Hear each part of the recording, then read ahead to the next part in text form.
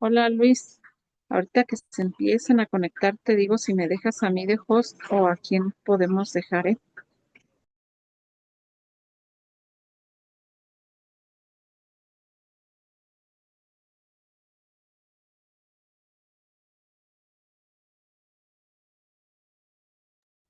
Hola, buenas tardes.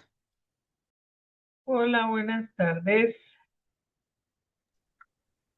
Buenas tardes, maestra, ¿cómo está?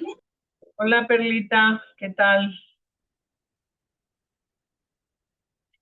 Voy a cambiar aquí mi nombre. Está bien. Maestra, ¿cree usted que sea más fácil, más factible que se quede usted de host para compartir y lo que se necesite? Sí, sí, pues, si quiere, claro que sí, no hay problema. Muchas gracias. Este, Luis, si la quieres, entonces colocar a ella y le presento, maestra, a mi compañero Luis del equipo nacional de fe y compromiso social. Bueno, que él se presente, pues, pero yo le adelanto que está encargado de monitoreo y evaluación del proyecto con ellos ahorita. Muy bien, muy bien. Mucho gusto, Luis.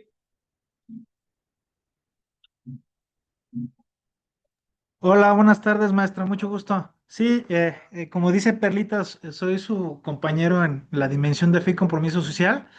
Y pues ahorita andamos trabajando aquí en el proyecto de consolidación de la estrategia de transformación social comunitaria y construcción de paz en diócesis mexicanas. Es un poquito largo el nombre del proyecto, pero bueno, acá andamos, maestra. Muchísimo gusto en conocerla y mucho gusto a los demás también. Muy bien, muy, muy bien.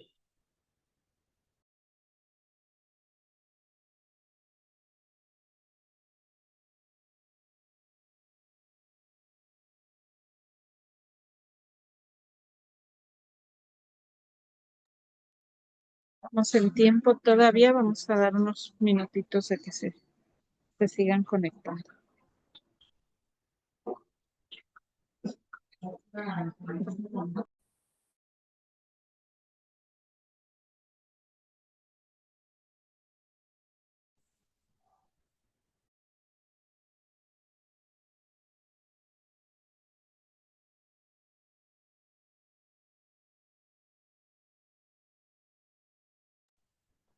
Buenas tardes a todos, a todas. Un gusto saludarlos. Soy Cecilia del Centro de Escucha de Quiroga. Por aquí los voy a acompañar sin cámara. Mi compu no tiene cámara y si nos alargamos un poquito, a lo mejor otro rato me conecto del celular porque estoy por salir de la ciudad de Morelia, Quiroga. Ando por acá en Morelia. Pero un gusto saludarles a todos. Un gusto, maestra Rosa Inés. Igualmente, Laura, mucho gusto.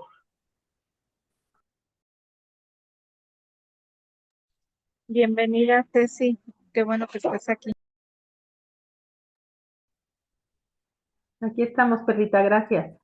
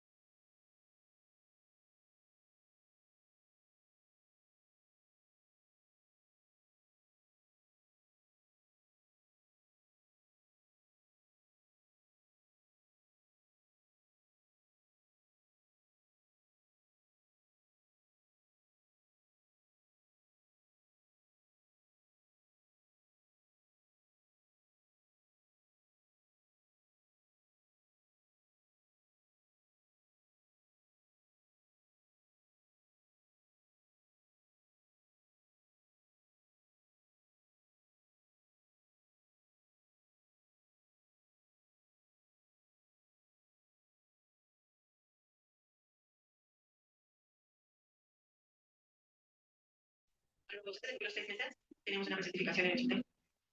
Y obviamente en los pabellones son manuales de procedimientos muy largos, es desde todo. Y bueno, ese día fui a la casa y tenía mi trabajo, pero esa y llevar al día siguiente enseñó, bueno, fui a la gente, pero iba más. Así lo coloqué medio.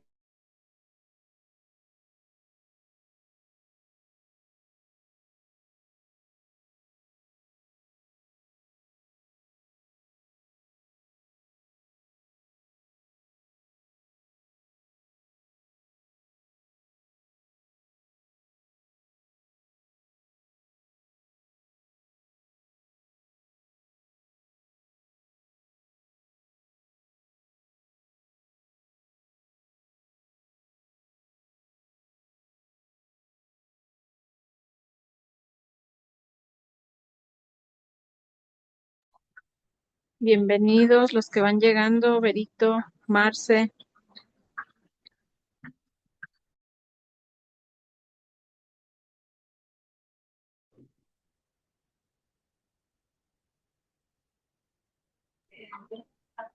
Bienvenido, Padre Miguel.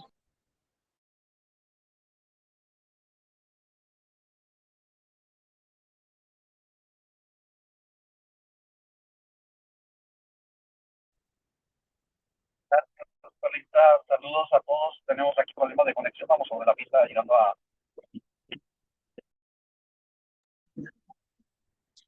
Muy bien, Padre, no se preocupe. Estamos dando unos minutitos para que se conecten más compañeros. Gracias por estar aquí, Padre.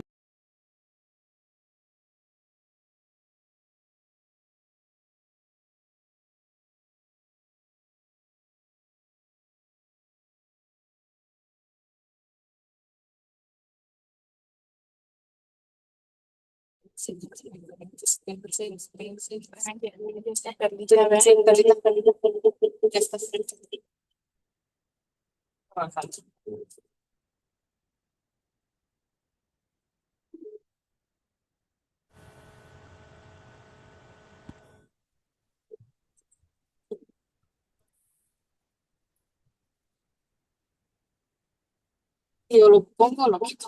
Yo también, porque sabes que me ocupa mucho espacio. Yo también, por eso lo hago así, que no me van a que se salga rápido. Sí.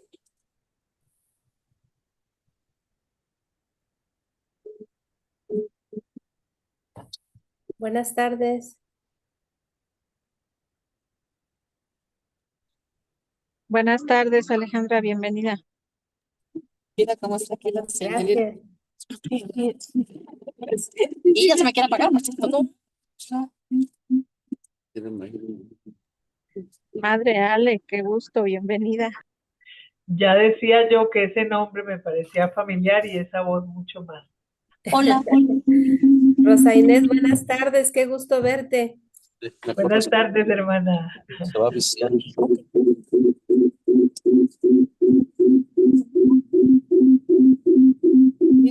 Ya se desconectaron. Desconectan. Yo ya.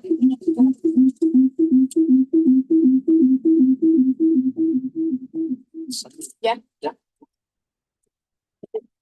Servicio. Y te digas tu micrófono.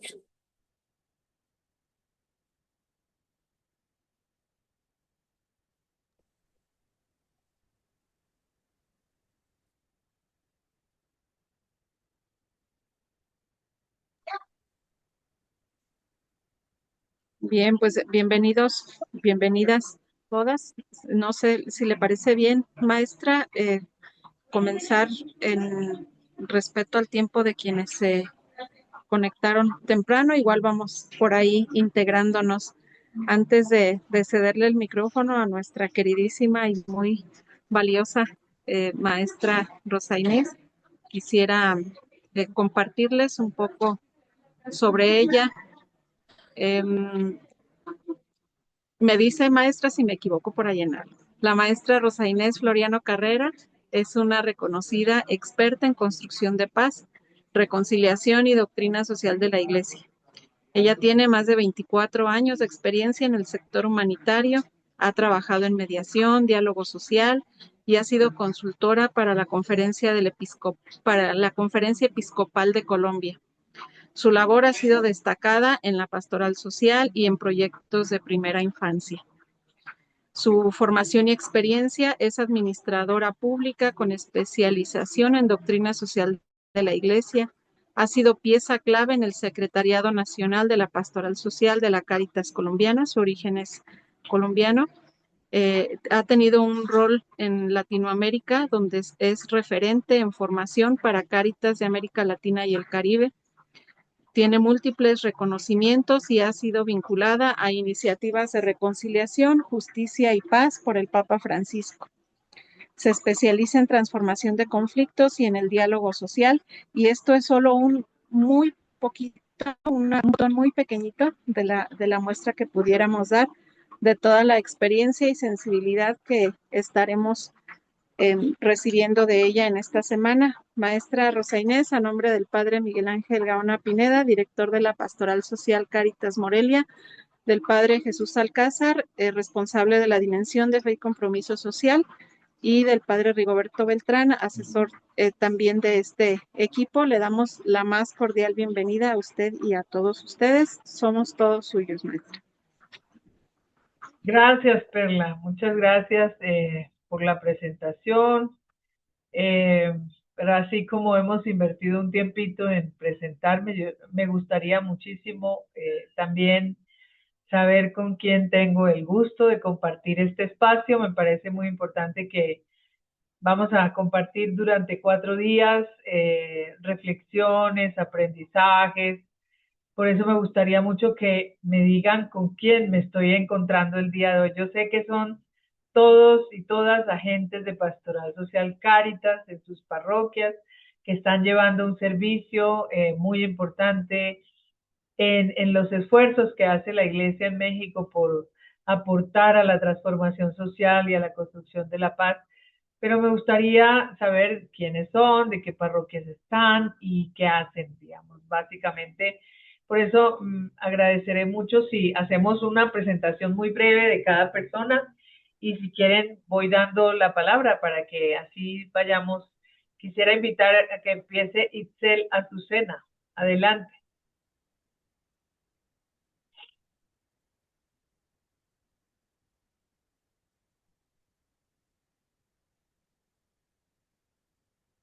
Ok, parece que no está por el momento disponible. Marcos Gallardo y se alista Alejandra. Pues Gallardo de Lázaro Cárdenas, Pastoral Social Catedral. Muy bien, Marcos, un gusto. Hermana Alejandra, adelante. Buenas tardes. Bueno, yo soy la hermana Alejandra, pertenezco a la Congregación de Misioneras Trabajadoras Sociales de la Iglesia y ahorita estoy radicando aquí en Morelia, en una residencia de adultos mayores. Y es un gusto estar aquí. Gracias, hermana. Juan José Vega, especialista Verónica. Pues aquí presente soy de la Rectoría del Espíritu Santo en Morelia, Michoacán. Muy bien, muchas gracias. Adelante, Verónica. Buenas tardes. ¿Sí me escucho? Sí, te escuchamos. Buenas tardes, yo soy Verónica y ya estoy en la Dimensión de Fe y Compromiso Social, Cáritas.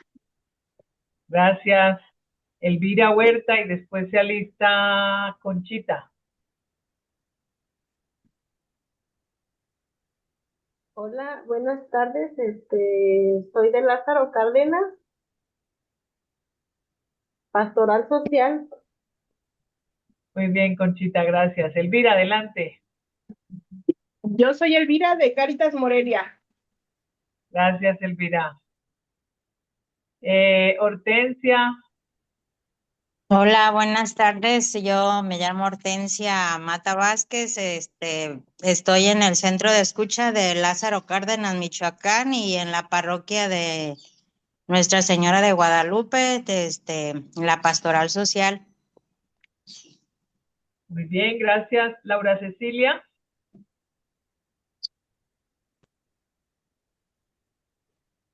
Hola, buenas tardes. Mi nombre es Laura Cecilia Espinosa Rivera.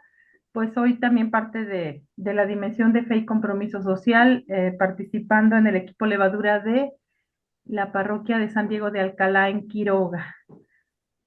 Gracias. Bienvenida, Cecilia. Ludwig, Armando, y se prepara Nancy.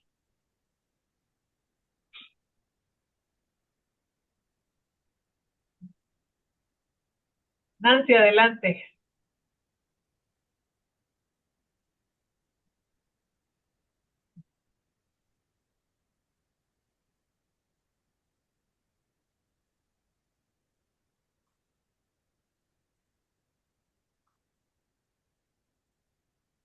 Sigue Perla y después Yunuen.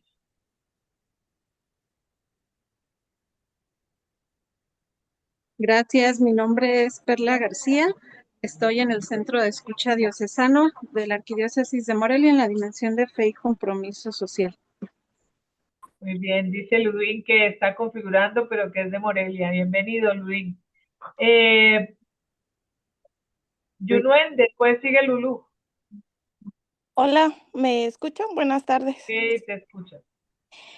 Buenas tardes, pues yo soy Yunuen Álvarez Campuzano de la diócesis de Tacámbaro. La madre Ale me ha de conocer ya. Tengo 25 años y bueno, estoy en un proyecto que apenas se está suscitando en la diócesis, que es el proyecto Dime Juvenil para jóvenes. Muy bien. Hay dos personas que... Ah, Lulú, bienvenida. Adelante, Lulú.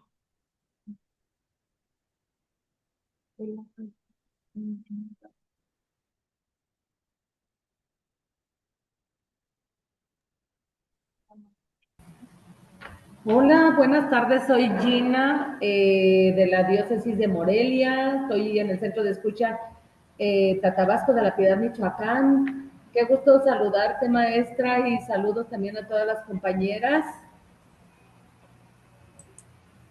Gracias, Gina. Hay dos personas que aparecen, una como usuario y otra como user, pero será bueno si tienen la posibilidad de encender sus micrófonos y presentarse. Y luego el Padre Miguel y cerramos.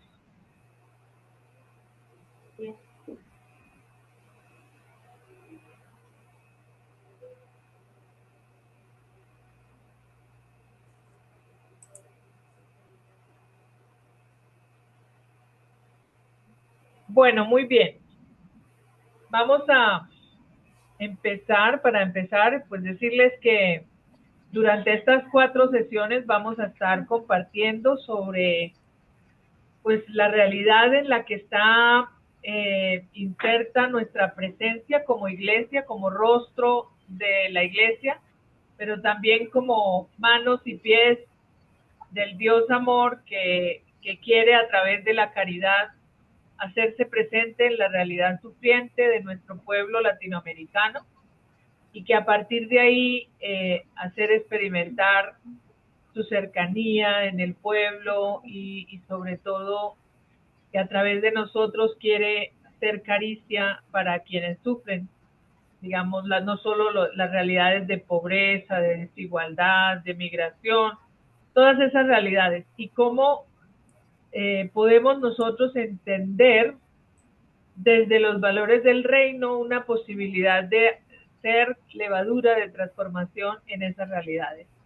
Digamos que estos 4 días vamos a estar haciendo un recorrido por la realidad, esa realidad que cada vez sentimos más compleja, más pesada, pero también que a veces nos desesperanza, nos tiende a desmotivar y luego poderla hacer desde una lectura creyente que nos permita siempre reconocer en dónde se funda nuestra esperanza, que no es optimismo, que no es expectativa, sino que en realidad es una constatación permanente y es una certeza. Y que por eso tenemos los recursos, las posibilidades para transegar en medio de esas realidades donde el trigo y la cizaña comparten, cohabitan, y que nosotros estamos llamados allí en medio de esos campos tan complejos, justamente de sembrar la buena nueva y las semillas del reino. A partir de eso, pues quisiera justamente invitar que hiciéramos un muy breve momento de oración. Yo voy a compartirles un texto breve y que lo hagamos a manera de oración. Les quiero invitar a que escuchemos no solamente con nuestros oídos, sino que acojamos estas palabras también con el alma. En esa actitud orante que nos ha de caracterizar, empecemos acogiendo esta que fuera como el párrafo introductorio de uno de los documentos emblemáticos que hacen parte de la estructura conciliar del Vaticano II. Gracias, Itzel. Gracias. Gracias por presentarte ante la imposibilidad de abrir tu micrófono. En Gaudium et Spes, que es uno de los primeros documentos conciliares, el número 1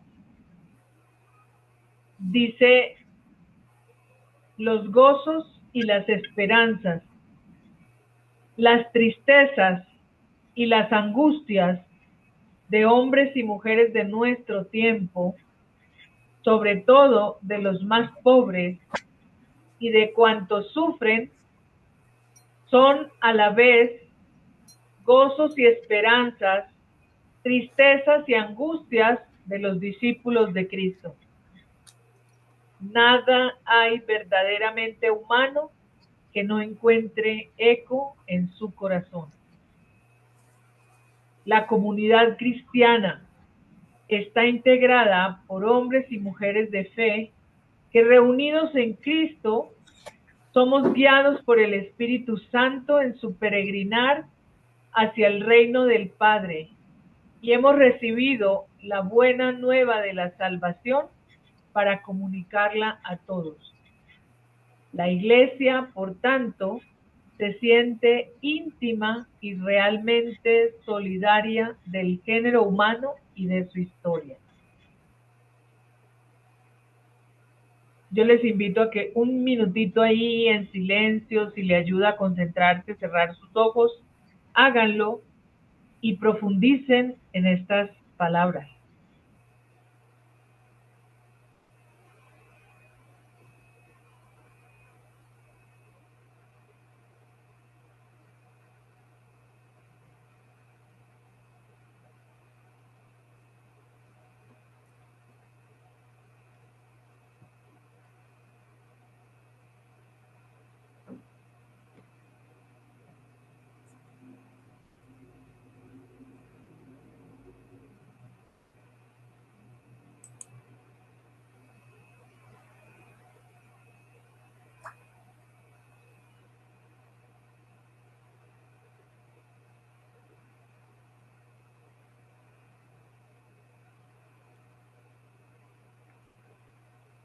Bien, les invito ahora a que quienes puedan escribir y poner en el chat alguna frase o palabra que resuene de este texto.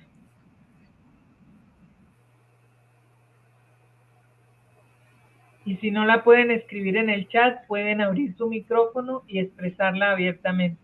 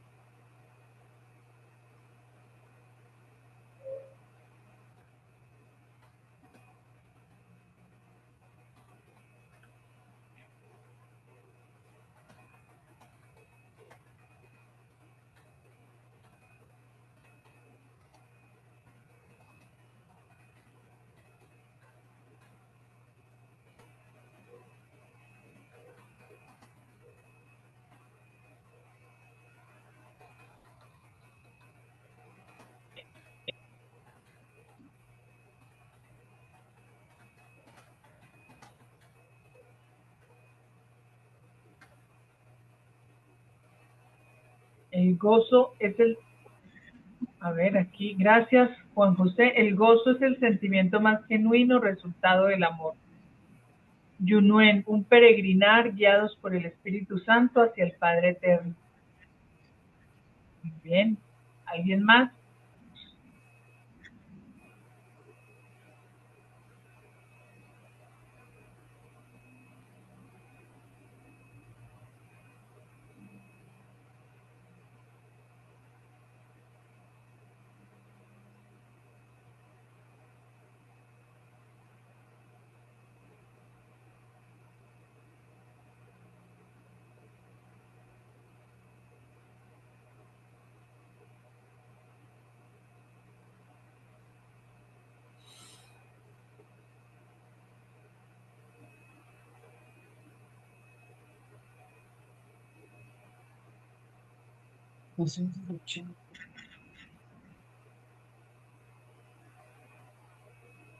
¿Alguien más?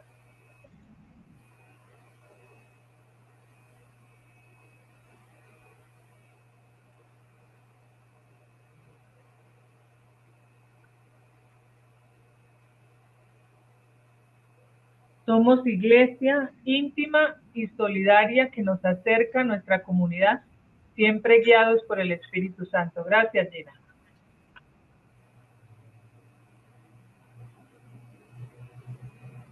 El devenir de la historia impacta en nuestra fe y Cristo mismo se actualiza en la realidad histórica que vivimos. Gracias, Laura Cecilia.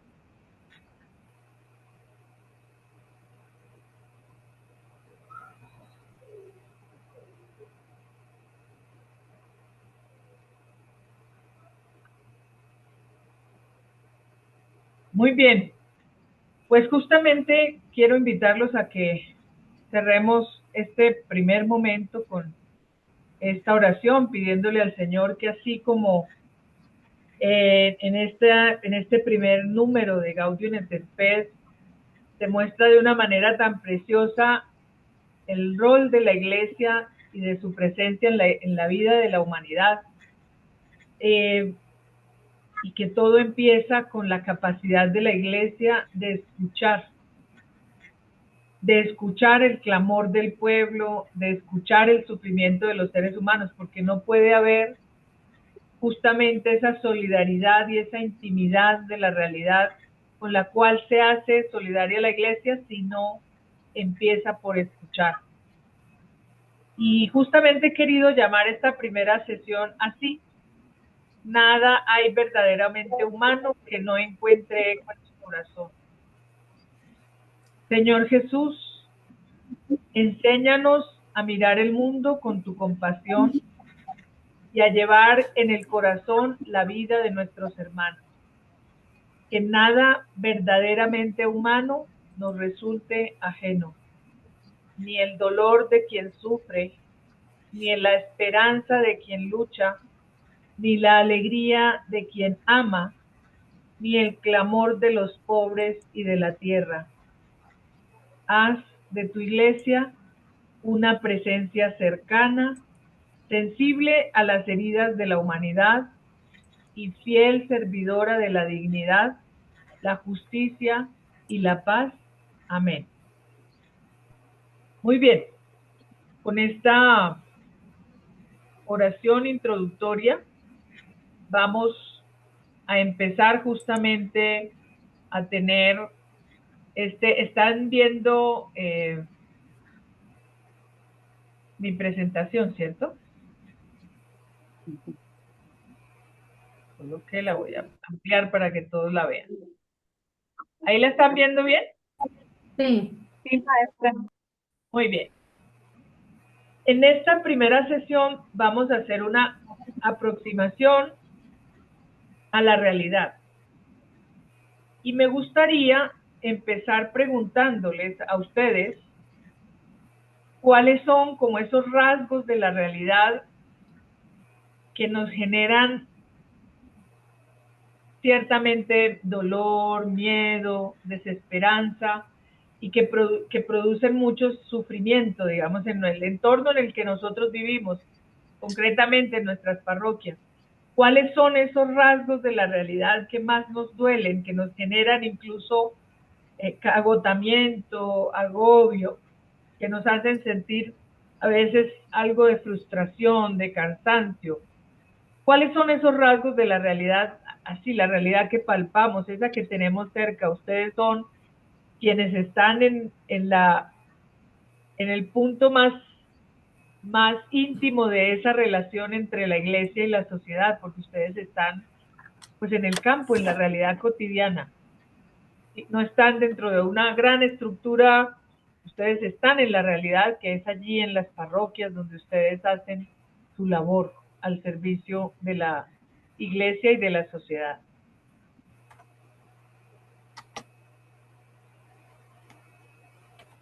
Quien quiera participar, abre su micrófono, por favor, y pueden ir diciendo con toda naturalidad cuáles son como esos rasgos de la realidad que más nos preocupan.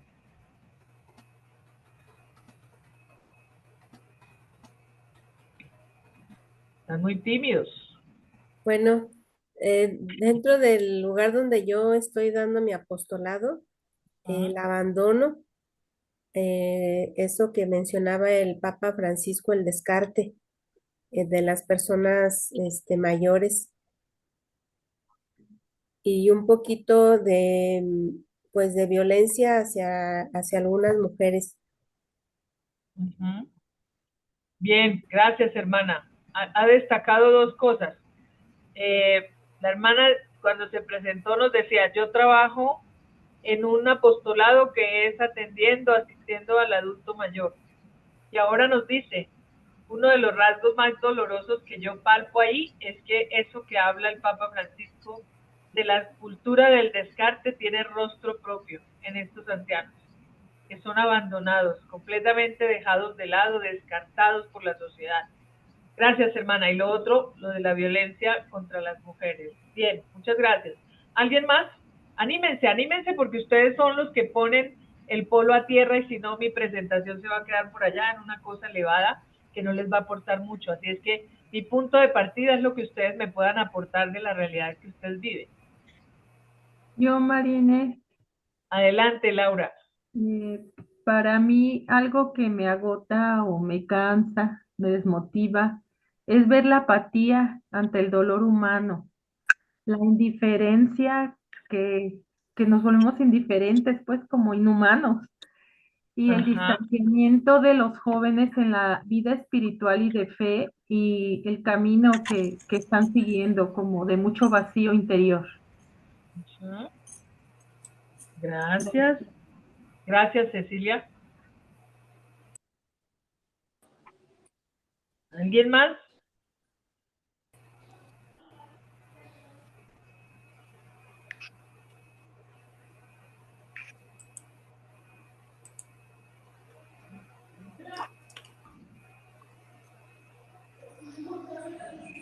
¿Alguien más? Muy bien. Llevamos 4 rasgos, ¿no? Abandono, violencia, indiferencia, el vacío de vida.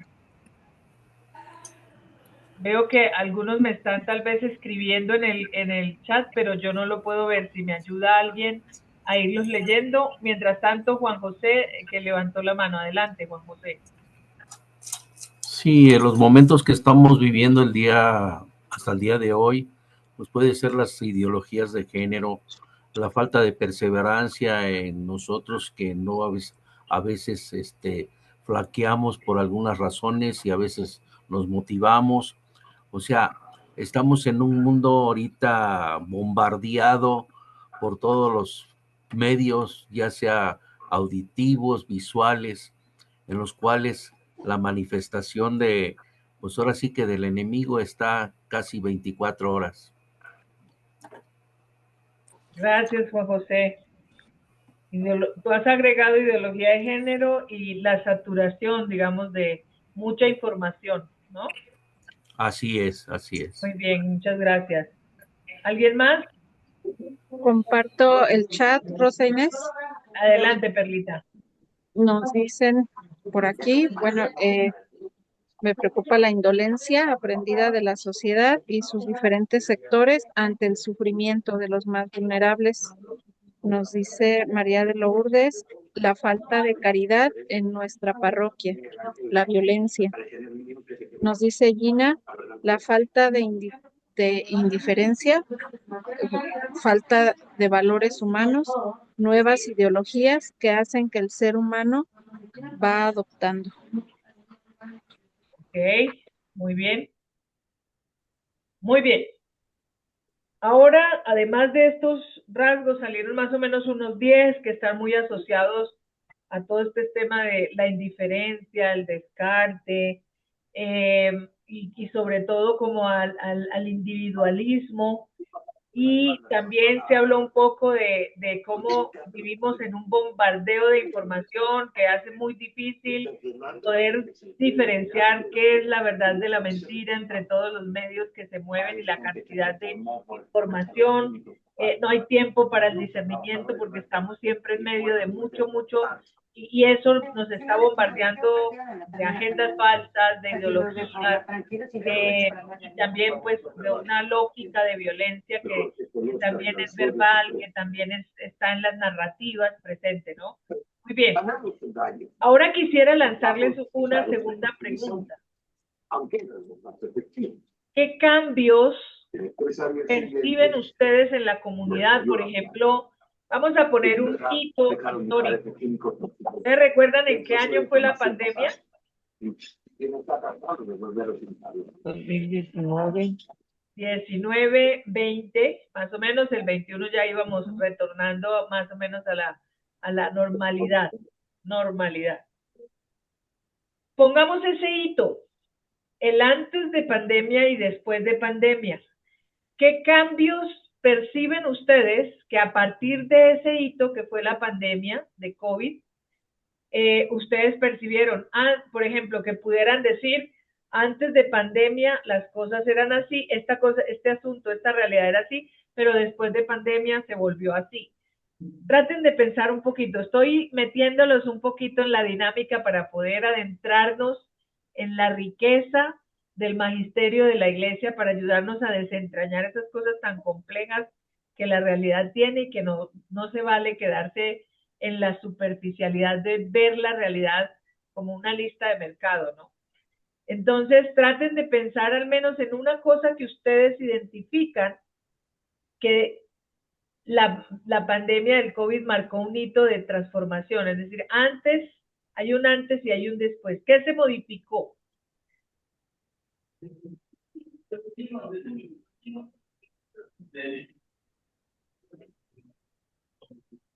Quien quiera participar, igual, por favor, levantan la mano.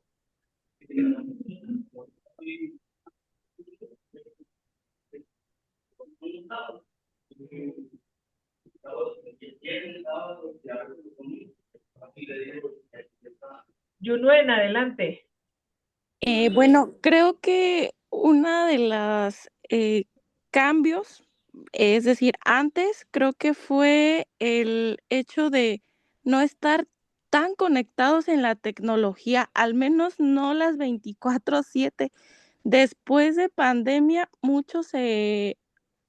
fue como el primer filtro que se manejó, que deberíamos de estar todo el tiempo conectados a una pantalla, sobre todo lo veíamos mucho en las escuelas.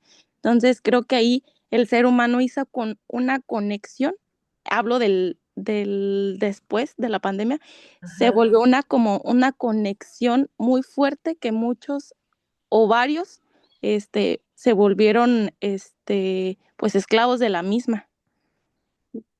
Ajá. Gracias, Yunuen, es una muy buena intuición. Antes podemos decir que sí había conectividad, pero la pandemia nos la volvió obligatoria, nos forzó a meternos en ella y luego quedamos muy dependientes de la comunicación digital, del uso de tecnologías. Entonces ya se ha vuelto casi más como una especie de esclavitud moderna, ¿no? Como lo plantean. Gracias, Junuen. Ese es un muy buen ejemplo. ¿Qué otro ejemplo logran ustedes identificar de algo que se transformó, que era muy distinto antes de la pandemia y después de la pandemia se modificó?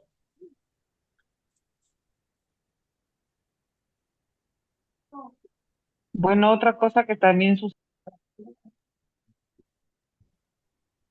¿Quién? ¿Dochi? ¿Quién está hablando? Soco. Adelante, Soco, adelante. Otra cosa que también sucedió fue que durante la pandemia los oficios religiosos se empezaron a transmitir vía redes sociales, y una vez que la pandemia salió, mucha gente se quedó en esta funcionar ahí, en no asistir físicamente a las iglesias, sino tomar la Santa Misa a través de las redes sociales, y mucho quedó. De ahí creo yo que nacieron los evangelizadores digitales. Ajá.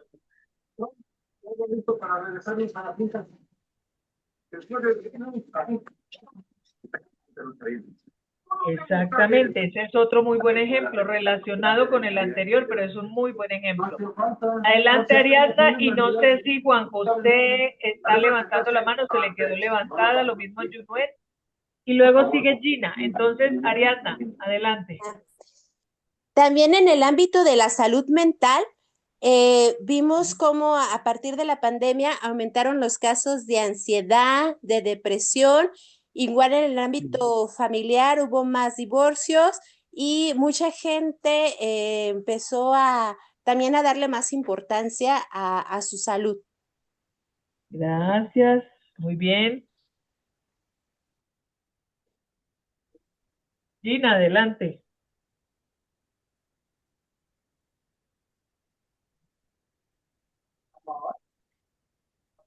¿Por dónde viene? Sí, opino que también antes de la pandemia las personas asistían a los grupos, por ejemplo a Cáritas, a todo lo que fuera la pastoral social, pero después de la pandemia muchas personas se retiraron, ya no quisieron trabajar en los grupos, ya no quisieron ir por miedo a morir. Realmente, y fueron pocas las oportunidades que se pudieron dar para llevar comida u otros enseres a personas de bajos recursos. También pues hubo más abusos de niños, porque los niños ya se encontraban en casa con el abusador, entonces creció el índice también de niños que fueron abusados sexualmente.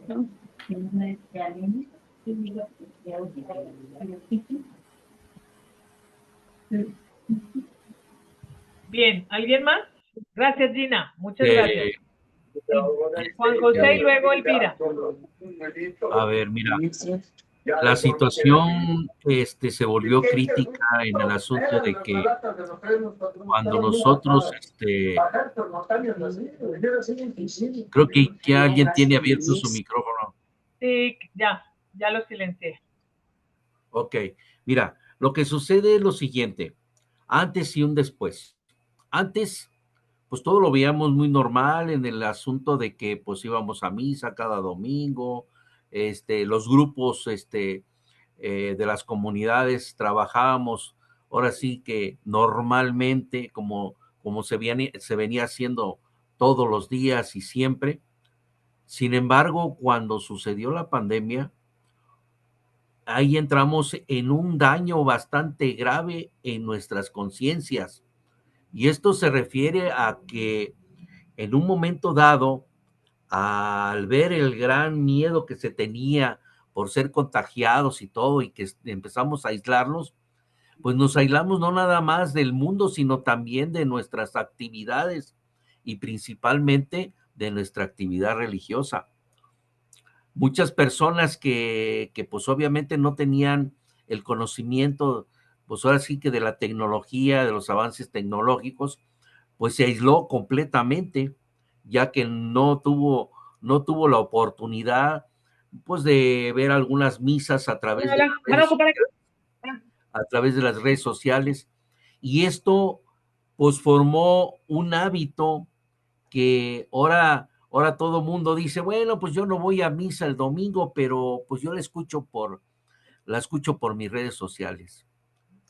Ahora, la pregunta es, siempre me preguntan y le preguntan al padre, le dicen, oiga, ¿es válido eso? Pues no es válido. En estas épocas ya no es válido.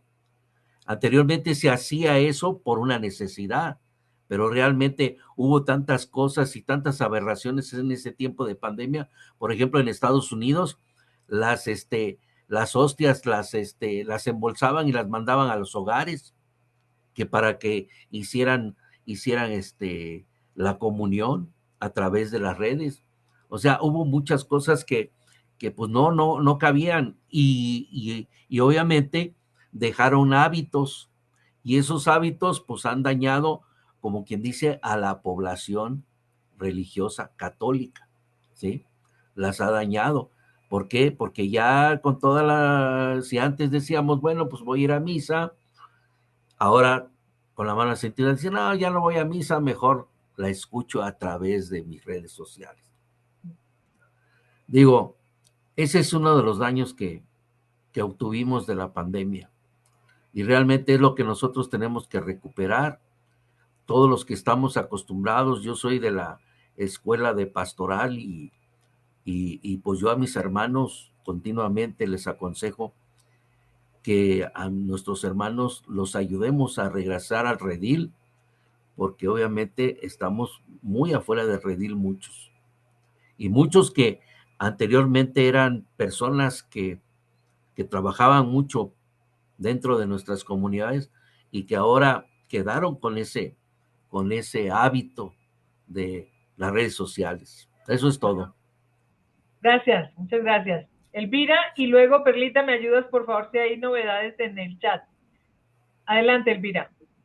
Creo que yo estoy un poco en contra de lo que nos acaban de comentar, porque la era digital sí nos ayudó mucho, nos hizo tener una mayor conciencia social. A lo mejor antes no veíamos a toda la gente que no podía salir de casa y les empezamos a dar atención a partir de la pandemia. Y los medios digitales nos han acercado más a la iglesia, porque hay personas que no pueden salir de casa, que tienen discapacidad, y sin embargo este medio digital los acerca a la nueva evangelización digital que tenemos actualmente.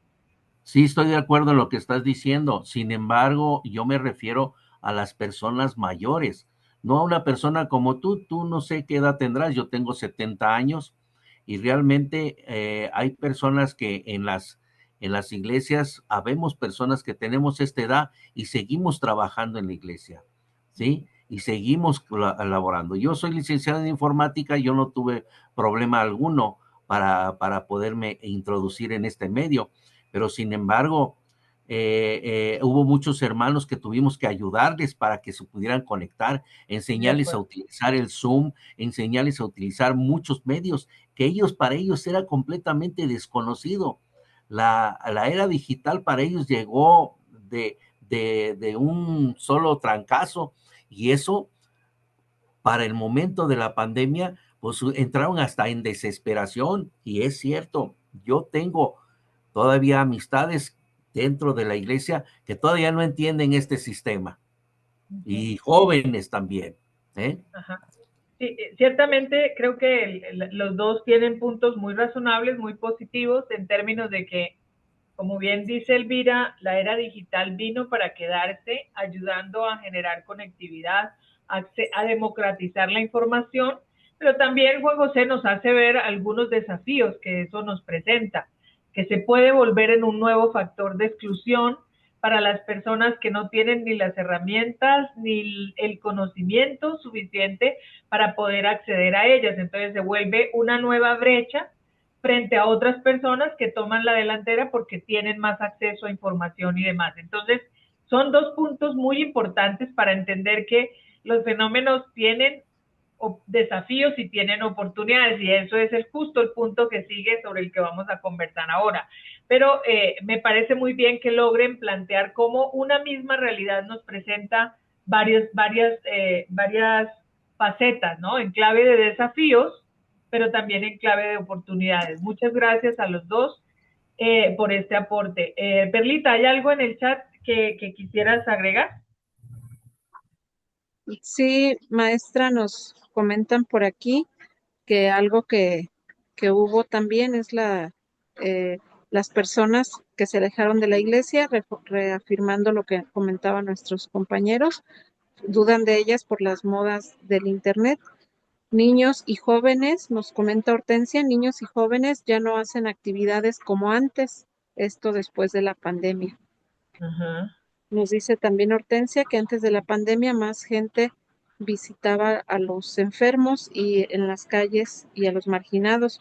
Muchos murieron y las familias deseaban que se les diera consuelo y todos estábamos encerrados por miedo. Es todo. Gracias. Yo también quisiera aportar.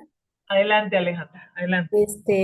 Bueno, lo que yo puedo observar es que antes en las familias y a nivel de la sociedad había como una cercanía de mirarnos a los ojos, no había miedo de expresarnos, nos conocíamos, de hecho, al mirarnos al rostro, al escucharnos, pero durante la pandemia, por el uso del cubrebocas, por el uso del distanciamiento que teníamos que tener para evitar los contagios, como que eso nos fue distanciando y ahora que regresamos a la normalidad, hay un distanciamiento personal a nivel sociedad y en la familia. El uso de los teléfonos, incluso estando en la misma casa, te hablo por teléfono, ya no me tomo la molestia de dirigirme a ti, sino te aviso por un mensaje alguna situación. Y yo he percibido, sobre todo en los jóvenes, incluso miedo a expresarse, a hablar, y todo eso que lo han comentado, pues ha sido como por ellos, por el uso del cubrebocas. Entonces, desde mi experiencia, durante la pandemia, yo cambié de comunidad y cuando llegué a esa comunidad, pues todo el mundo traía cubrebocas. Y cuando se retiró el cubrebocas, me quedé admirada porque no conocía a las personas con las que convivía, porque no les había visto el rostro completo. Gracias, hermana Alejandra. Y ahora una pregunta de cierre para adentrarnos ya en el aporte, digamos, desde mi persona. ¿Qué signos de esperanza siguen vivos en la gente? Es decir, que hemos visto como los rasgos de esa realidad dolorosa, frustrante, a veces medio desesperanzadora. Hemos visto los cambios que se han dado de manera vertiginosa, impulsados por un hito histórico como fue la pandemia. Ahora la pregunta es, pero en medio de todo eso hubo unos signos de esperanza. ¿Cuáles fueron o cuáles siguen siendo esos signos de esperanza que siguen allí presentes en medio de toda esta maremaje de cambios y de situaciones tan complejas que vivimos? Rápidamente, ¿quiénes identifican esos signos de esperanza?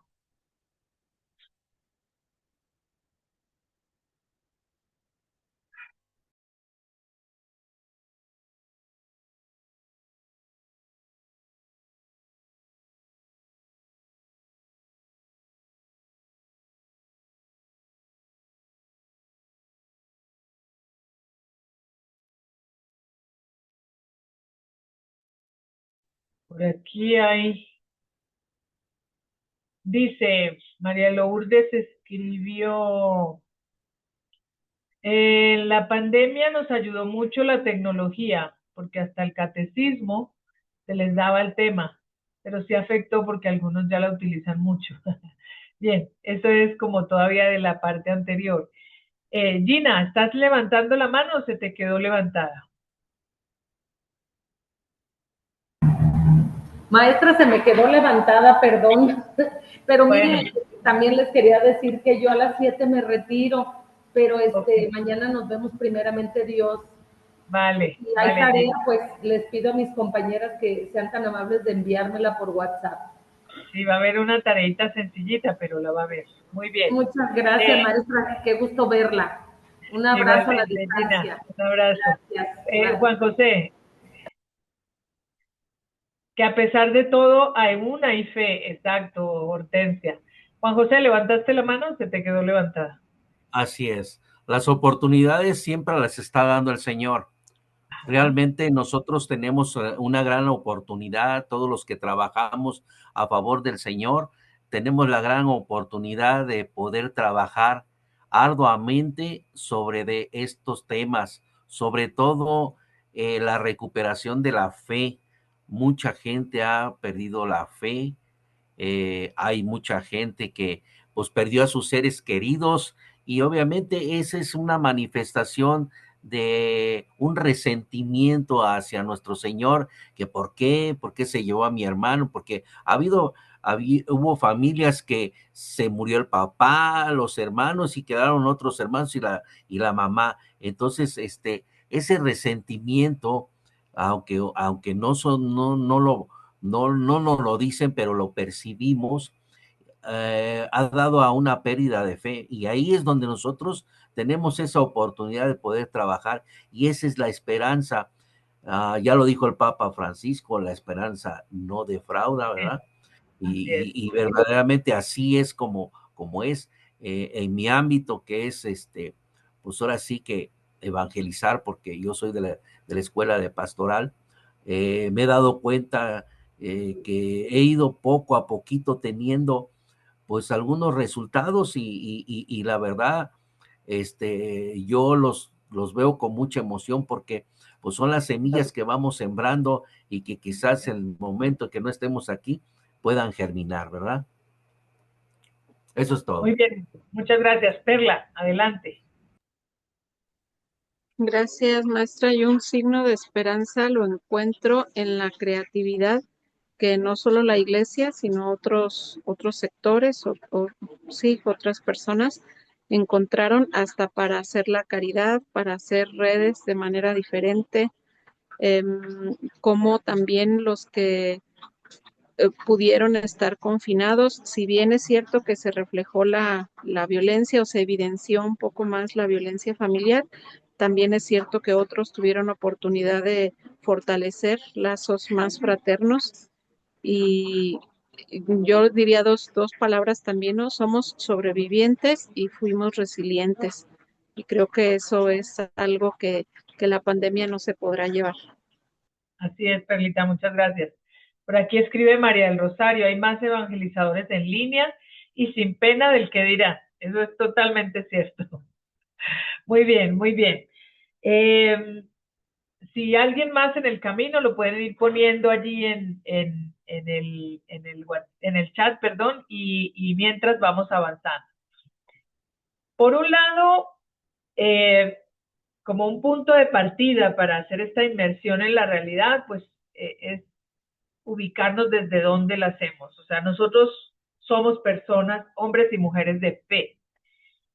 Y cuando hablamos de que somos personas de fe, que somos parte de la iglesia, que somos bautizados y por lo tanto la misión evangelizadora de la iglesia es tarea de todos y todas, eso nos exige inmediatamente ponernos delante de la realidad de una manera particular. ¿Sí? Porque la evangelización, es decir, nuestra misión evangelizadora exige que esa buena noticia de la salvación llegue a una realidad. Y esa realidad no es solo la fotografía de lo que vemos en el momento presente, es la memoria de la historia que de alguna manera explica lo que hoy somos y lo que hoy tenemos. Ustedes dieron muchos elementos en lo que estaban planteando que hablan claramente, es decir, si la pandemia no hubiera sido en toda la humanidad, sino en una región del mundo, porque pandemias ha habido en algunos territorios y logran cerrarlos de tal manera que no se expandiera, pero la conectividad que el mundo tiene, que no es solo una conectividad digital, también lo es física, porque hoy viajar es una posibilidad mucho más accesible para los seres humanos, pues era inevitable, no se pudo cerrar a tiempo y era inevitable que los contagios se expandieran por todo el mundo.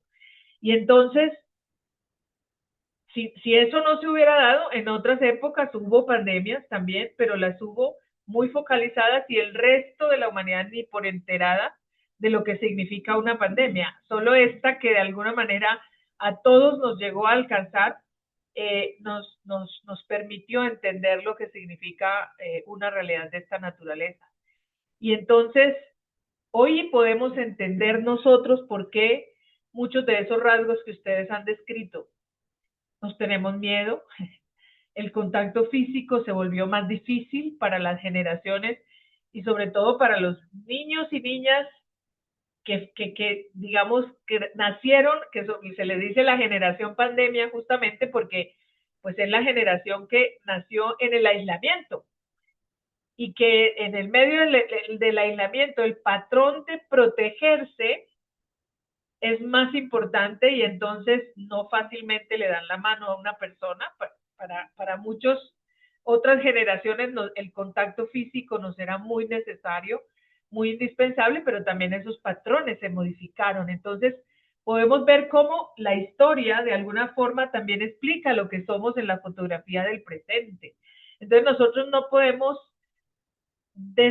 desencarnar el acontecimiento, el hecho evangelizador, ni de la historia ni de la realidad como tal, porque la realidad se explica también en la historia. Entonces, por eso entender la evangelización no solamente como la transmisión de un mensaje, así como loros, repetir y repetir el mensaje, que hace parte, digamos, de los contenidos de la fe, sino que es una realidad que se encarna y se anuncia desde la realidad. Y el mejor ejemplo de esto es el propio Jesucristo, que la forma en que Jesús evangelizó cuando daba sus enseñanzas, lo hacía de una manera tan contextual que ustedes pueden observar la diferencia cuando se está dirigiendo a un público agrícola. Entonces todas las parábolas, que era como su forma pedagógica de aproximar el reino a la realidad de la gente,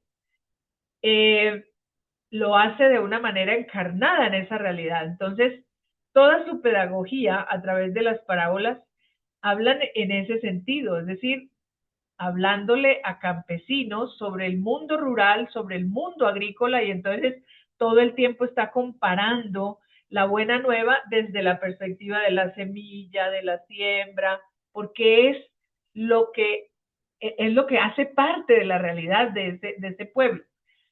Pero también lo hace para pescadores. Y entonces cuando habla para pescadores, habla de toda la simbología de los pescadores. ¿Por qué? Porque sabe que el mensaje tiene que encarnarse en una realidad. Y entonces lo habla desde la barca, desde el concepto de la red, desde la pesca, y habla de esa manera, precisamente porque es consciente de que el anuncio de la buena noticia del Evangelio debe hacerse desde una comprensión creyente de la realidad.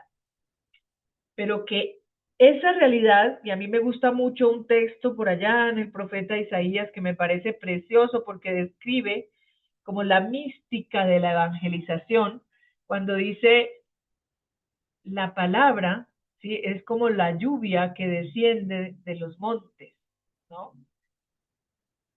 Y que no vuelve al cielo sin antes haber hecho su misión, y es irrigar la tierra y hacerla fructífera, ¿no? Empaparla y hacerla dar fruto. Pues esa es la comprensión, digamos, preciosa, muy del estilo en Isaías, y es la comprensión de lo que es la evangelización. ¿Sí? Es la palabra que se encarna en una realidad, que desciende, ¿sí? Que toca la realidad, la empapa y la hace fecunda, es decir, la hace dar fruto. Por eso, ese ejercicio del discernir la realidad es entender la realidad y cómo la palabra se vuelve germen de transformación, se vuelve foco de transformación o instrumento de transformación en ese contexto concreto, en la tierra que toca, con la que entra en contacto, esa tierra entendiéndose como la realidad. Y entonces el discernir es justamente la forma en la que en una realidad concreta nosotros aplicamos la lente de los valores del reino que nos da el Evangelio, pero que también nos da la tradición de la Iglesia, que nos da el magisterio de la Iglesia, y desde ahí podemos discernir los signos de los tiempos a la luz justamente de estos tres focos, ¿no? El Evangelio, la tradición y el magisterio de la Iglesia. Por eso, digamos, es capaz en la evangelización de integrar estos tres aspectos, la fe, la historia y la misión transformadora de la Iglesia. Hay una clave conciliar que es muy importante que nosotros no la perdamos de vista, porque a veces nos quedamos solamente hablando, por ejemplo, de los grandes aportes del Papa Francisco, que son muy interesantes, sobre todo para nosotros, el mundo latinoamericano, porque fue nuestro primer Papa latinoamericano. Entonces, nos habló en un lenguaje para nosotros más cercano y más encarnado en nuestra realidad latinoamericana. Pero él, en realidad, más que hacer novedad magisterial, lo que hizo fue recuperar el Concilio Vaticano II y ayudarnos a decir, esto todavía nos sigue generando una tarea pendiente que se quedó en el texto, que se quedó en los escritos conciliares, pero que no lo hemos logrado trasladar hacia nuestra realidad. Y entonces, él lo que hace es, en un lenguaje muy latino, tratar de ponernos eso en unos documentos magisteriales que nos ayudan un poco a interpretar esto en una realidad un poco más cercana para nosotros. El Concilio Vaticano II abre una nueva forma de leer la historia. Y en esa nueva forma de leer la historia, ¿sí?, nos va ayudando a que nos demos cuenta que la Iglesia hace parte de esa historia, porque la Iglesia camina con el pueblo y al caminar con el pueblo, pues vive la historia, hace parte de ella y también hace historia, ¿no? Y por eso es la Iglesia quien comparte las alegrías y las esperanzas de la humanidad, pero también que justamente por eso se habla, la Iglesia es madre y es maestra y es casa de humanidad. ¿Por qué razón? Porque es apasionada por el ser humano y logra comprender la realidad humana, la cual no le es absolutamente para nada indiferente y mucho menos ajena. No le puede resultar ajena la realidad del ser humano. Pero esa realidad la interpreta desde una lente distinta. ¿Sí? Si yo tengo lentes, si yo me quito los lentes, veo algunas cosas, pero hay detalles que ya no logro precisar porque mi vista se queda corta, porque ya tiene algunas afectaciones por la edad, por el cansancio, por el desgaste, por muchas razones. Para eso me ponen unos lentes para que yo pueda ver mucho mejor y desde esos lentes, pues yo tengo otra lectura del panorama. Si estos lentes, además de esto, tuviera un filtro que me hiciera ver todo rojo, pues veo todo rojo. Si tuviese unos filtros de color verde, pues vería todo verde. Pues justamente el Concilio Vaticano II le dio a la Iglesia y a la humanidad, porque los documentos conciliares no solamente están dirigidos al pueblo católico, sino a hombres y mujeres de buena voluntad, y claramente le está dando unas pautas sobre cómo estar presentes delante de la historia, delante del mundo, cómo dialogar con esas realidades del mundo, pero también cómo interpretar esas realidades a la luz de un orden creado por Dios y que está registrado en las Sagradas Escrituras. Y por eso la misión evangelizadora de la Iglesia se vuelve historia de salvación, porque continúa ese proceso ya empezado por Dios, que se hace presente en la historia, camina con la humanidad, pero que la Iglesia se vuelve instrumento para desarrollar dentro de esa historia la voluntad de ese orden querido por Dios. Y entonces por eso es tan importante que los bautizados hagamos conciencia de la importancia de integrar en nuestra práctica cristiana permanentemente el ejercitar los espacios de discernimiento de la realidad. Entonces, el discernimiento tiene muchos niveles. Hay un nivel que es personal. Yo debería tomar todas las decisiones delante de Dios, y cuando digo delante de Dios es escrutar entre esas cosas que el mundo me está planteando, una manera cristiana, desde mi fe, en coherencia con, si yo soy discípulo de Jesús, en coherencia con lo que Jesús, que es mi maestro y yo soy su discípulo, haría delante de esa realidad, y tratar de alinear, tratar de hacer que mi voluntad sea cada vez más similar a la del propio Jesús, y que entonces mi forma de ubicarme delante de mi realidad y delante de lo que acontece, de los acontecimientos, pero también de las decisiones que yo tome para hacerme presente en esa realidad y ser factor de transformación, es muy importante que yo asuma la oportunidad de discernir permanentemente las decisiones que tomo delante de digamos, de ese principio que es el que entre lo que yo vivo y la fe que yo profeso haya una coherencia, que no tiene sentido que seamos cristianos en la misa, pero que por fuera no se ve ninguna diferencia con el resto del mundo, porque no logro entender cómo debe parecerse la vida cotidiana, la vida social, la vida política, la vida cultural con la vida de fe. Si esas cosas no están en una misma sintonía, allí hay una carencia de discernimiento permanente, que es la que justamente nos lleva a esa dicotomía entre la fe y la vida. Pero luego viene el discernimiento comunitario y luego viene el discernimiento eclesial.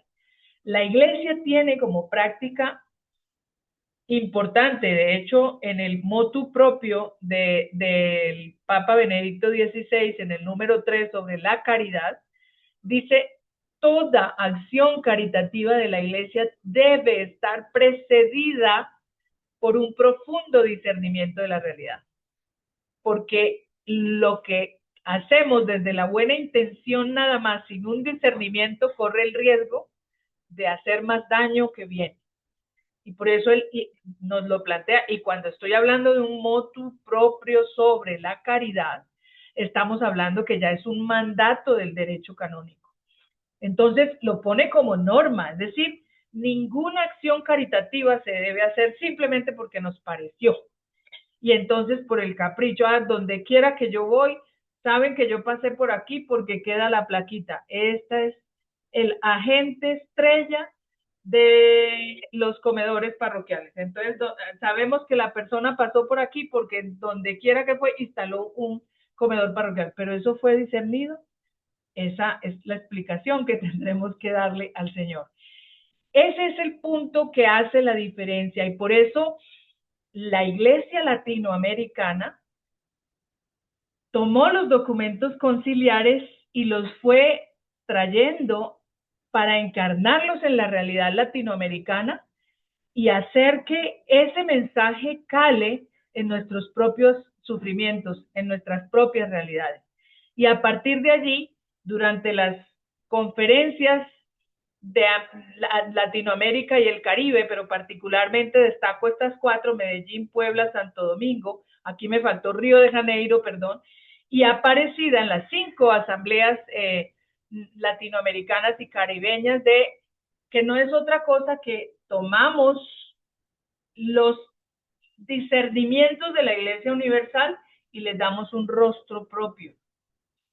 Y a partir de ese rostro propio, la Iglesia latinoamericana construye también una reflexión que está llevada en eso que nos está diciendo el Concilio Vaticano II en nuestros pueblos latinoamericanos, se refleja en estos rostros, en estos dolores, en estas semillas de esperanza, en estas semillas del reino, pero también nosotros nos sentimos interpelados y nos comprometemos a.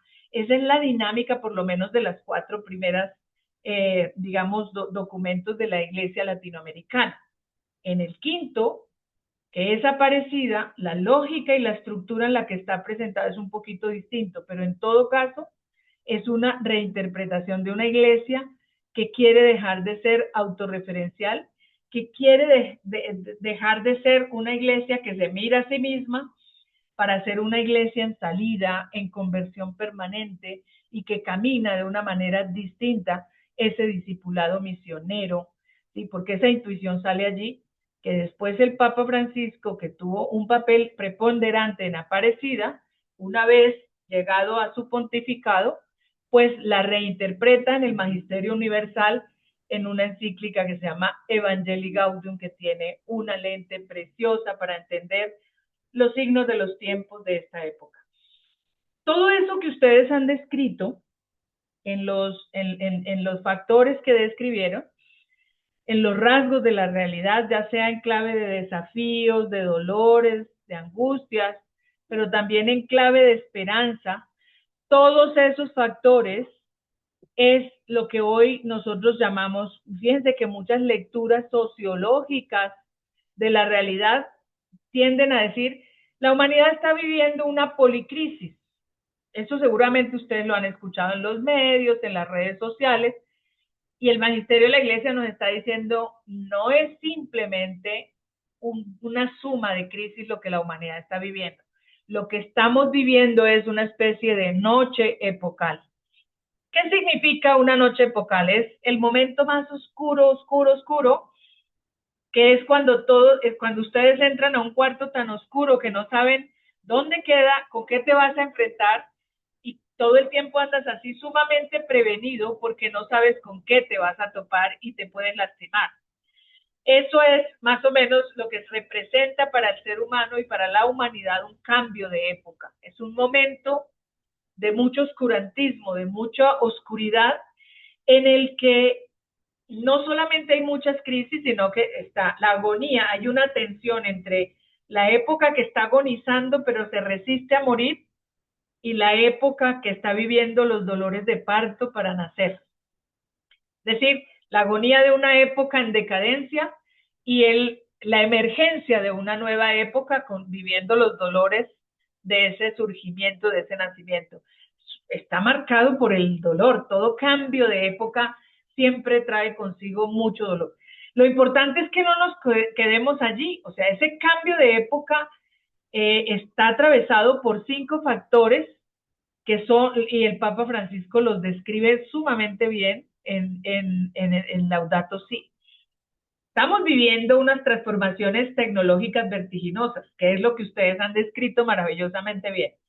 Unas tecnologías que a veces vamos asimilando apenas en inteligencia artificial, a duras penas medio nos desempeñamos con ChatGPT, ya hay cientos de inteligencia artificial, no sabemos eso a dónde va a parar, y no sabemos, y entonces hay muchas preguntas, y no sabemos el uso de eso, si será bueno o no será tan bueno, nos genera mucho miedo, algunos ya están lanzadísimos y algunas profesiones se están quedando por fuera, por ejemplo, profesiones como el diseño gráfico.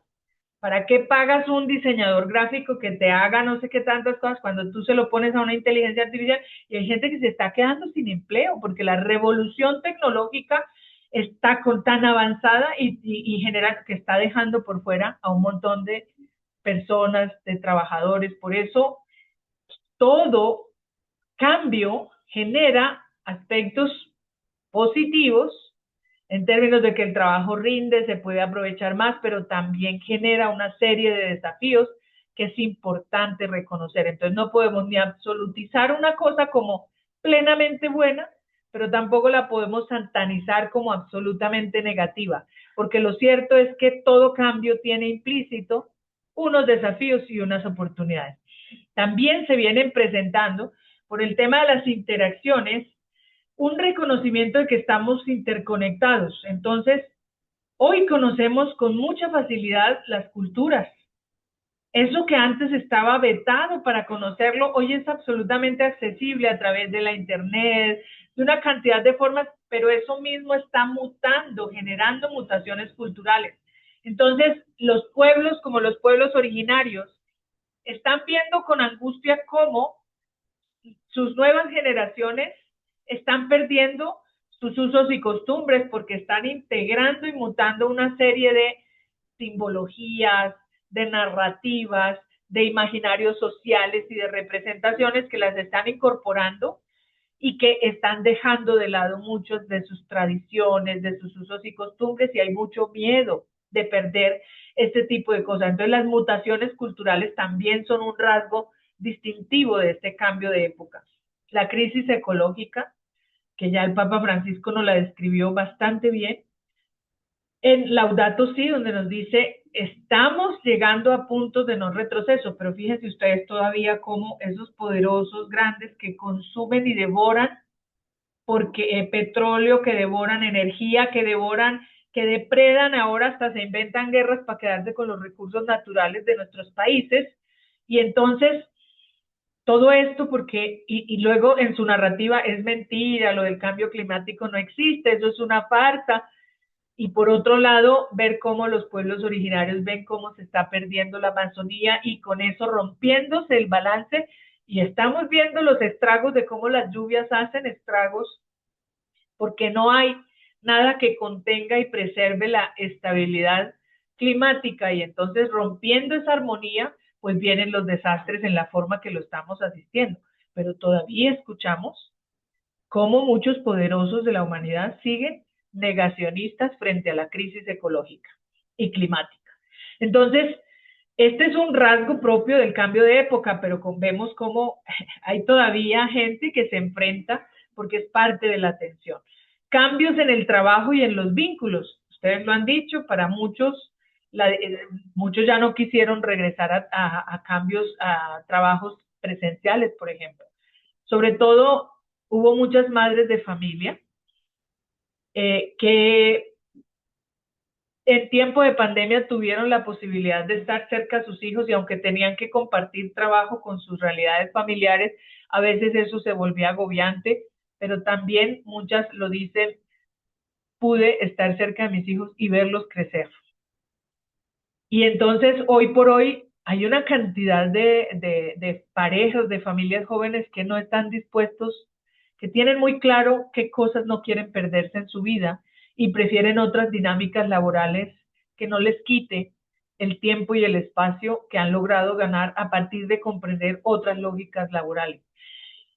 Ahora lo difícil está siendo conseguir mano de obra presencial, por ejemplo, en algunas empresas, porque la gente no quiere volver al trabajo presencial. Eso pasa en muchas realidades. Eso está pasando, por ejemplo, en algunos países grandes, países desarrollados, donde muchos trabajadores locales no quieren trabajos presenciales. Entonces son trabajos que están demandando mucho mano de obra, por ejemplo, migrante. Pero aún así está la tensión del rechazo total a la llegada de migrantes a esos territorios. Ahí hay una lógica conflictiva por naturaleza, ¿no? Nuevas formas de creer, de pertenecer y de esperar.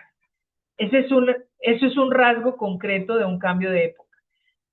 El Papa Francisco nos da 4 claves en Evangelii Gaudium para entender cómo una sociedad puede, en medio de esa oscuridad, seguir caminando sin perder la esperanza.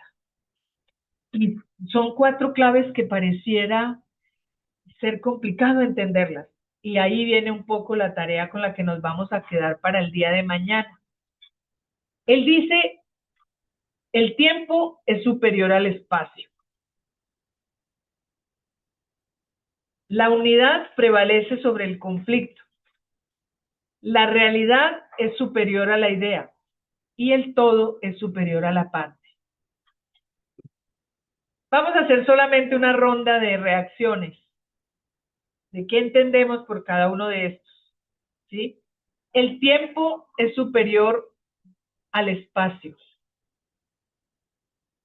El tiempo es superior al espacio. Esta clave, ¿qué nos sugiere? Para la Iglesia tiene mucho sentido esta clave. Este principio hace toda la diferencia entre una iglesia que evangeliza o que cree evangelizar a partir de hacer muchos eventos pastorales, o una iglesia que tiene claros los procesos en los que quiere embarcarse para acompañar a su pueblo. el tiempo es superior al espacio. Y aquí el Papa Francisco nos hace una interpelación muy fuerte, porque nos está diciendo, a ver, la evangelización que hacemos es una evangelización de eventos o de procesos que permanecen en el tiempo y que llevan la lógica de todos los procesos, que se puede ver los ciclos dentro de un proceso, que a veces pareciera que retornáramos a un momento de crisis, pero que siempre van avanzando, que parecen circulares porque los procesos nunca son lineales, tienen altas y bajas, pero los procesos permanecen en el tiempo. O hacemos una evangelización de eventos, de espacios aislados entre sí. Llenamos el plan pastoral de fechas, un calendario de eventos más que un plan verdadero, en el que nos pensemos un proceso para entrar en una realidad y hacer que acontezca la transformación a la luz de los valores del Evangelio. Que esa es la diferencia y eso es lo que está en juego.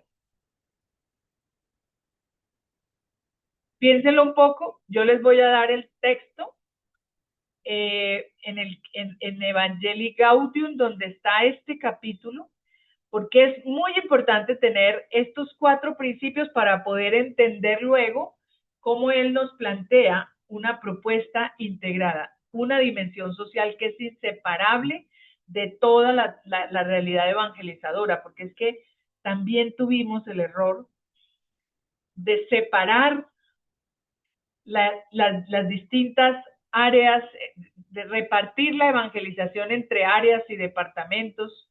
Después hemos hecho la conversión de palabras hacia dimensiones, pero no necesariamente logramos comprender que todas las dimensiones están conectadas por la realidad.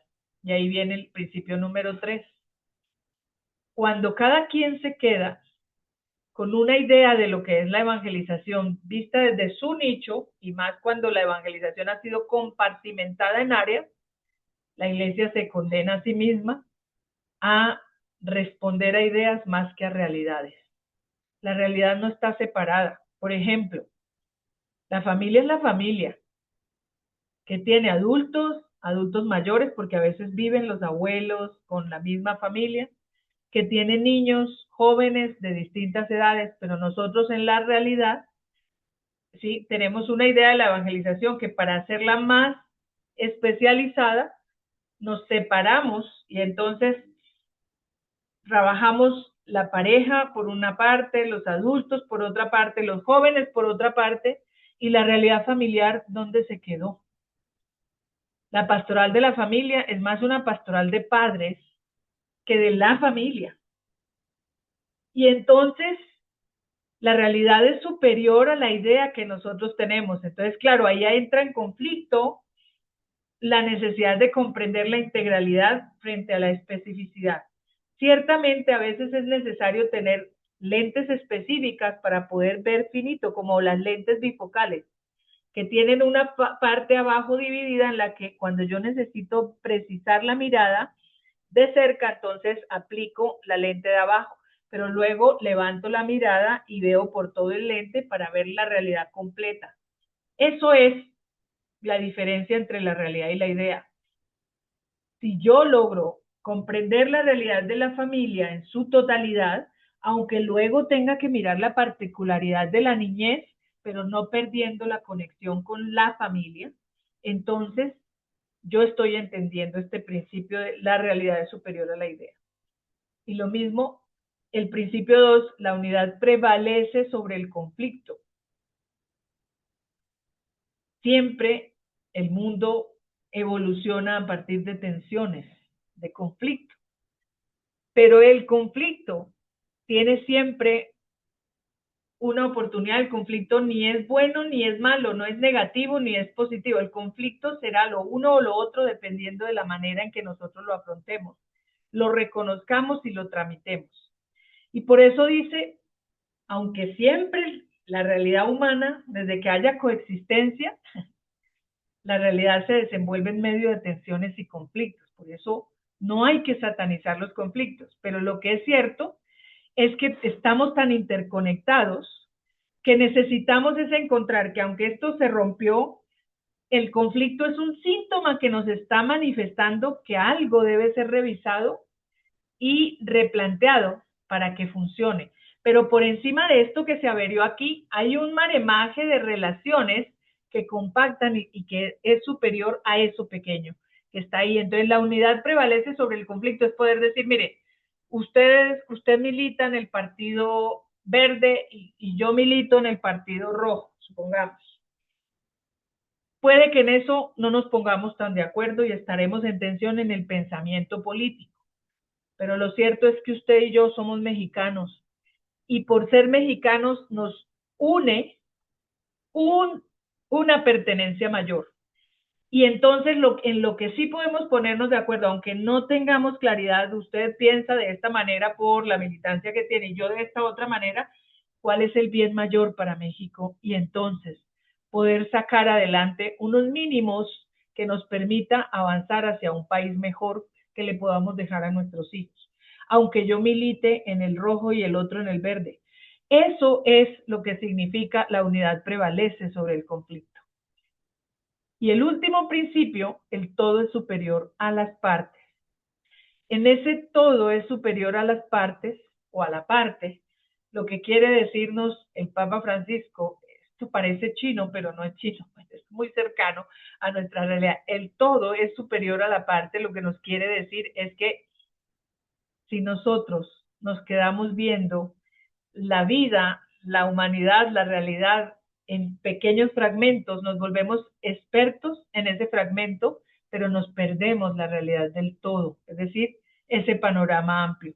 Y entonces cuando nosotros no somos capaces de ver la complejidad del todo, nos quedamos apagando el incendio de esa pequeña partecita sin darnos cuenta que este otro panorama más amplio podemos nosotros terminar en la práctica reforzando cosas que queremos transformar, perpetuándolas. Por ejemplo, si yo tomo al pobre como pobre, así, a secas, pues lo que el pobre necesita es comer. Yo estoy viendo la parte. Y entonces, si le doy comida, ¿el pobre deja de ser pobre? No deja de ser pobre.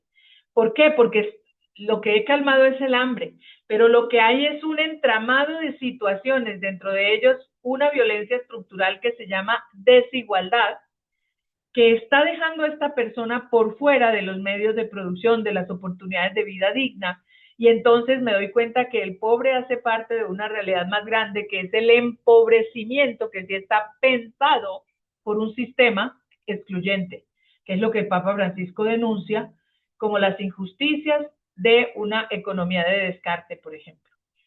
Entonces ahí yo ya entiendo que una cosa es quedarme solo llenándome el estómago al pobre, que no es que esté mal, pero que si yo me quedo solo en esa parte y no veo la realidad que está detrás de la pobreza, que es el empobrecimiento pensado por un sistema perverso, inhumano, entonces yo voy a ser una alcahueta de ese sistema.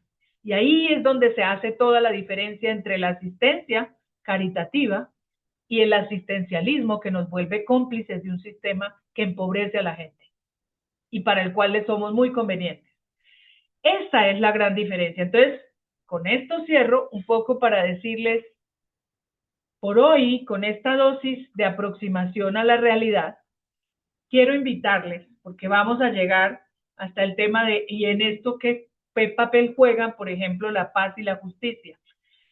Vamos a llegar allá, pero es que si no nos ubicamos desde esta base fundamental que es comprender la evangelización y luego desentrañar dentro de la evangelización qué lugar ocupa la vocación cristiana al trabajo por la paz y la justicia, que es la dimensión social de la evangelización, entonces vamos a volver a pensar que lo que yo hago en un centro de escucha no tiene nada que ver con la Cáritas o con la caridad que hacen en un comedor o que hacen, no, tiene absolutamente todo que ver. Y eso es lo que necesitamos corregir en nuestra forma de ver lo que hacemos, para que no caigamos otra vez en esta lógica, digamos, de responder a cositas, ¿no? A eventos, a cosas muy puntuales, sino poder entender el rol transformador que nosotros tenemos en nuestro trabajo, en nuestro servicio. Desde donde Dios nos ponga, podemos ser levadura de transformación de realidades concretas en la vida de muchas personas. Así es que con esta motivación yo les quiero invitar que para mañana ustedes se van a leer el fragmento de Evangelii Gaudium. Yo se lo voy a pasar a Perlita o al Padre Miguel. Supongo que ustedes tienen un chat que les permite hacerles llegar esta información y eso va a ir acompañado de una pregunta para que mañana empecemos hablando de eso. Y ahí justamente es donde ustedes van a trabajar después de leerse esta descripción del Papa Francisco de los 4 principios para discernir la realidad, ustedes van a tratar de volver a hacer el repaso por su comunidad parroquial sobre cuáles son esas heridas de la realidad que ustedes ven más cercanas, más dolorosas y que claman por una acción evangelizadora que transforme esa realidad. Pero también ver los signos de esperanza y aplicando también estos 4 principios o estas 4 claves que el Papa Francisco nos da. Entonces, alguien está diciendo, ¿me pueden agregar a ese chat? Muy bien, ahí creo que, Padre, ¿a quién le paso la información de la tareita para mañana? ¿A usted o a Perlita? Está bien a Perlita y ya lo compartimos en los diferentes chats donde subimos la información. Muy bien. Voy a pasarles la información ya mismo para que la puedan ustedes procesar entre mañana o hoy, si les queda un chancecito. No es una cosa del otro mundo, es una lectura breve, pero que además eso les despierta a ustedes la intuición de cómo hacer una lectura desde otro lugar a la realidad que les rodea y que a lo mejor está ahí haciendo mucho ruido, generando un poco la desesperanza, que es la que queremos justamente reavivar en esta semana de trabajo. Así es que muchas gracias. No sé, Padre, si tiene algún aviso parroquial que dar. Sí, muchas gracias, maestra Rosa Inés. Agradecido por el tema. Yo venía en carretera y es muy complicado que se corta y llega y se va y bueno. Y también el esfuerzo que hace por no sé qué hora es allí en Colombia, no sé qué hora es allí. Ay, perdón, no Aquí son las 8:30, Padre. 8, bueno. Ok, no estamos tan desplazados en el tiempo, no es tan noche, ¿no? Y muchas gracias también a todos por conectarse. Ahora en este momento estoy repartiendo los sobres para la colecta de Cáritas. Se realiza el 5º domingo de Cuaresma. Nos fue muy complicado porque ya el tema, la empresa se atrasó y luego llegaron todos estos acontecimientos delictivos en esta zona de Michoacán, Guadalajara, y no, las empresas no querían traer los sobres y tuve que ir a la Ciudad de México y aprovechar ahorita las visitas pastorales que está haciendo don Armando para agilizar esto. Entonces, ese es el motivo que he estado saliendo. Y por eso le he pedido a Perlita que está al pendiente de todo esto, que nos dé la parte de poder ingresar al Zoom y todo, ¿no? Entonces, gracias Perlita por el apoyo y también ahí con ella para hacer llegar la información que la maestra nos va a hacer llegar. Ojalá que podamos invitar a más personas de nuestras comunidades, ya sean parroquiales o comunidades religiosas o de las acciones laborales que estamos realizando en Pastoral Social, aprovechar esta oportunidad que se nos da. Sí, hay algunas, hicimos también con el Facebook porque hay personas mayores que pueden también escuchar y pueden entrar a través del Facebook y es por eso que también lo estamos transmitiendo a través de esta red social. Entonces, gracias maestra, estoy aquí al pendiente. Mañana tendré otra pequeña salida, pero Perlita aquí nos hará el favor de conectarnos y yo estoy muy al pendiente para seguir aquí. Adelante, Perlita. Sí. Muchas gracias, Padre. Gracias, maestra. También únicamente comentar, algunas personas nos están poniendo su número telefónico en el chat. Estoy tratando de tomar captura y respecto a la difusión del material o la tarea que nos deja la maestra, esta invitación seguramente ustedes la pudieron ver en la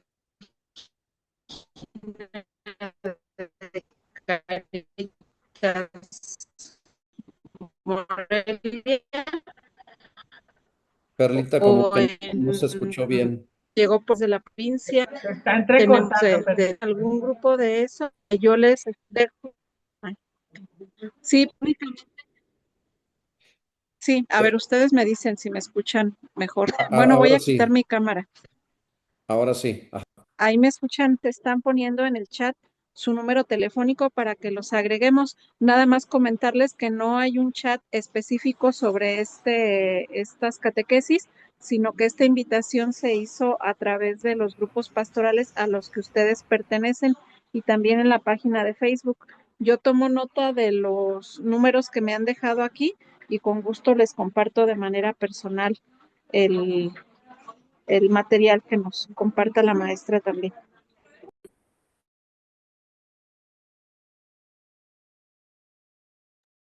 Muy bien, pues creo que con esto nos despedimos y mañana nos encontramos de nuevo a la misma hora.